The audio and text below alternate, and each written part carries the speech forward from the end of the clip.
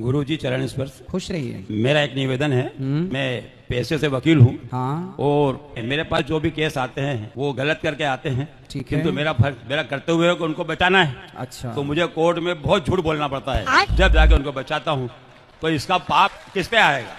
आप जब किसी का केस लड़ते हैं तो आपको ये पता होता है कि ये आदमी गलत है या सही है? बिल्कुल बिल्कुल पता लगता है हमको, हम पहचान लेते हैं, जान लेते हैं। कोई बलात्कारी आपके पास आ जाएगा तो क्या आप उसे भी जिता देंगे?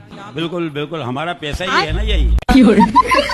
यदि गलत है तो फिर गलत को आप मत जिताओ, आप कहो भैया मैं झूठ नहीं बोल सकता, मैं नहीं करता। हम केस नहीं लड़ सकते साहब। तो आप अच्छे लोगों के केस लड़ो। पंडित जी, मेरा यह कहना है कि अच्छे लोगों के तो केस बनते ही नहीं है।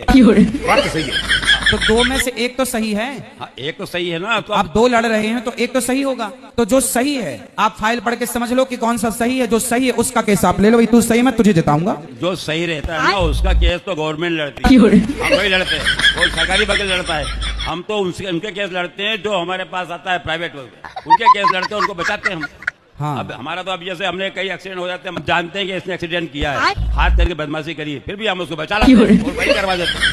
फिर मैं तो मंदिर डेली जाता हूँ, आरती में डेली जाता हूँ, सुबह भी पूजा पाठ सब अच्छा करता हूँ। हम मंदिर जाते हैं और मंदिर जाने के बाद आकर गलत काम करते हैं तो मंदिर जाने का लाभ नहीं है। धंधा ही मेरा यही, तो क्या